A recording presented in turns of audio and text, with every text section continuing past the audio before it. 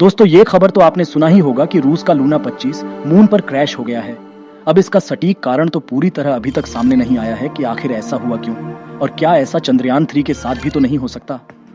कहा जा रहा है कि लूना 25 का कम्युनिकेशन टूटने से अंतरिक्षयान की स्पीड मेंटेन नहीं हो पाई और रिजल्ट की वो क्रैश हो गया। एंड चंद्रयान 3 तो अभी तक सही सलामत है। उम्मीद है कि ये साउथ पोल तक पहुंच भी जाएगा। इस मिशन की शुरुआत 5 अगस्त 2023 7:15 चंद्रयान 3 ने चांद की पहली इमेज कैप्चर करके एक और माइलस्टोन अचीव कर लिया था। पर 23 अगस्त को आखिर ये वहां करेगा क्या?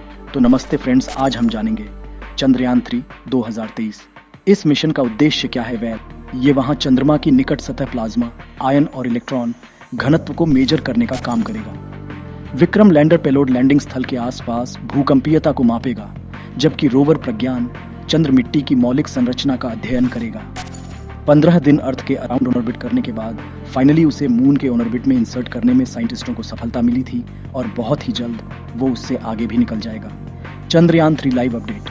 सुबह 2 बजे विक्रम लैंडर 30 किलोमीटर की कक्षा में अंतिम डीबूस्ट किया। डीबूस्ट यानी कि स्पेसक्राफ्ट और लैंडर की स्पीड को स्लो डाउन करना, मतलब एक तरह से धीमा करना, ताकि ये हार्ड लैंडिंग से सॉफ्ट लैंडिंग कर पाए और चंद्रयान 3 को एक स्टेबल लैंडिंग देने के लिए लैंडर की स्पीड कम हो जाए। और अगर विक्रम लैंडर लैंड हो जाता है तो चंद्रयान 3 ने एक और बड़ा माइलस्टोन अचीव कर लिया होगा। पर ये यहाँ तक पहुँचा कैसे?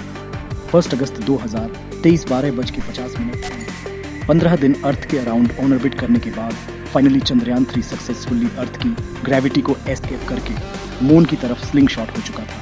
और आपको बता दें कि साइंटिफिक टर्म्स में इसे ट्रांसलूनर इंजेक्शन कहते हैं।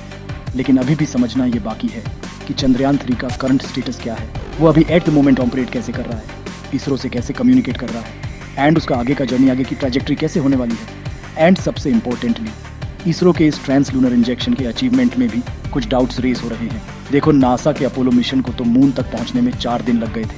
यूएसआर के धवन ने तो लैंडिंग केवल 34 आवर्स में ही कर दिया। तो फिर इसरो को इस मिशन को पूरा करने के लिए इनसे 10 गुना ज्यादा समय, यानी कि 40 दिन का समय क्यों लग रहा है? इसके पीछे प्रॉपर साइंटिफिक रीजन है। दरअसल इन कंट्रीज ने अपने मिशन को डायरेक्टली मून के ऑन ऑर्बिट में ही लॉन्च करवाया था, और ये लोग ऐसा कर पाए थे बिकॉज उनके मिशन के बजट बहुत ज्यादा थे।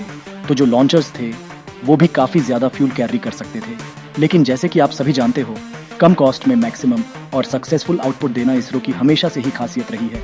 और इसी बात को ध्यान में रखते हुए इसरो के साइंटिस्टों ने चंद्रयान 3 के लॉन्चिंग में भी मंगलयान के लॉन्चिंग में जो टेक्निक का इस्तेमाल किया था, जिसमें कि कम अमाउंट ऑन ऑफ फ्यूल में भी काम हो जाए, बेसिकली बस यही यूज किया है इसमें। चंद्रयान 3 अर्थ के अराउंड सबसे पहले 5 बार और ऑन ऑर्बिट करेगा और फिर किसी स्लिंग शॉट की तरह मून की ग्रेविटी का इस्तेमाल करके उसकी तरफ वो फेंका जाएगा। एक्चुअली डायरेक्ट लॉन्चिंग में होता ये है कि क्योंकि उन्हें मिशन को एक ही बार में ही सैटेलाइट को सीधा लॉन्च करना होता है, इसीलिए ज्यादा थ्रस्ट की जरूरत पड़ती है और उसके लिए भारी मात्रा में फ्यूल लगता है। चेंजिंग के लिए ही फ्यूल की जरूरत पड़ती है, और इसीलिए जहां पर अपोलो की डायरेक्ट लॉन्चिंग के लिए उसे 4,40,000 किलो का फ्यूल लगा था, वहीं पर चंद्रयान उससे 15 गुना कम फ्यूल, यानी कि सिर्फ 27,000 किलो में इस मिशन को पूरा करने वाला है। और इसीलिए अपोलो को जहां पर एक रॉकेट भेजने के लिए 2,919 करोड़ लगे थे, वहीं पर चंद्रयान 3 में ये मिशन सिर्फ 615 करोड़ में हो पाया है। पर चंद्रयान 3 की अप्रूव्ड कॉस्ट आज 250 करोड़, जो कि लॉन्च व्हीकल कॉस्ट को छोड़कर।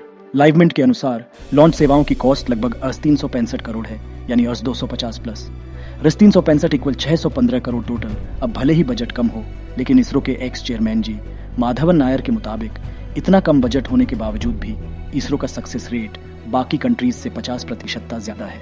In fact famous ISRO scientist Nambi Narayan ji का तो ये कहना है कि चंद्रयान 3 डेफिनेटली सक्सेसफुल होगा इस बार।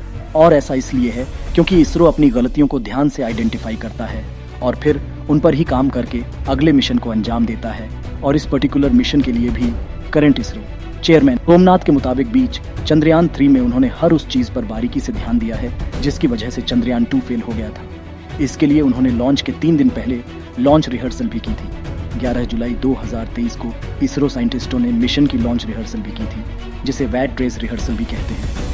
इस प्रोसेसर में व्हीकल यानी कि रॉकेट को लॉन्च पैड पर लॉन्च किया जाता है और सारे कम्युनिकेशन सिस्टम्स प्रोटोकॉल्स सेटअप किए जाते हैं, जिसके बाद काउंटडाउन का सिमुलेशन स्टार्ट होता है। मगर रॉकेट को इग्नाइट अभी तक नहीं किया जाता। इससे बेसिकली होता ये है कि सारे सिस्टम्स प्रॉपर्ली काम कर रहे हैं कि नहीं, ये चेक हो जाता है, और अगर कोई प्रॉब्लम हुआ तो उसे लॉन्चिंग के पहले ही सॉल्व कर दिया जाता है। And most of the time इसी प्रोसेस पर मिशन का सक्सेस डिपेंड भी होता है, क्योंकि 2022 में जब आर्टेमिस 1 ने भी वेट ड्रेस रिहर्सल शुरू की थी, तब नासा के साइंटिस्टों ने तभी ही हाइड्रोजन लीक की प्रॉब्लम को डिटेक्ट कर लिया था, जो अगर डिटेक्ट नहीं होता तो शायद वो मिशन सक्सेसफुली नहीं हो पाता।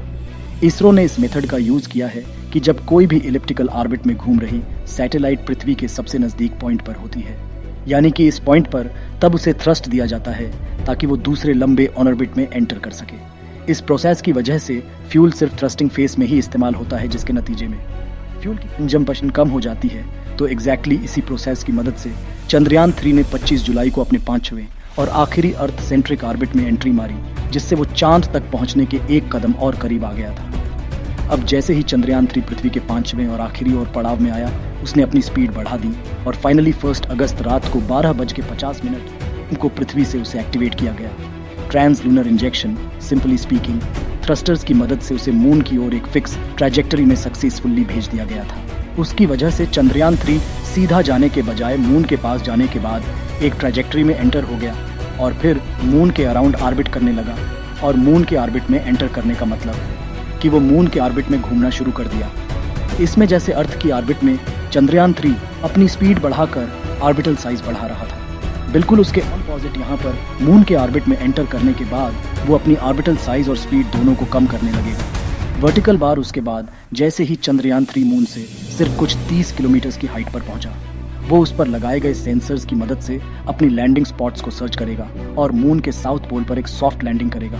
और अगर ये साउथ पोल पर सॉफ्ट लैंडिंग सक्सेसफुल हो गई तो इंडिया 23 अगस्त 2023 को शाम 6:04 PM पर मून के साउथ पोल पर लैंडिंग करने वाली पहली कंट्री बन जाएगी और हम इंडियंस का नाम भी पूरी दुनिया में फैल जाएगा। इसरो की तरफ से ये कहना है कि इस बार उनकी तरफ से पूरी तैयारी है, तो इस बार कामयाबी जरूर मिलेगी। आपको क्या लगता है? कमेंट जरूर करें। Thanks for watching. Please share and subscribe if you can.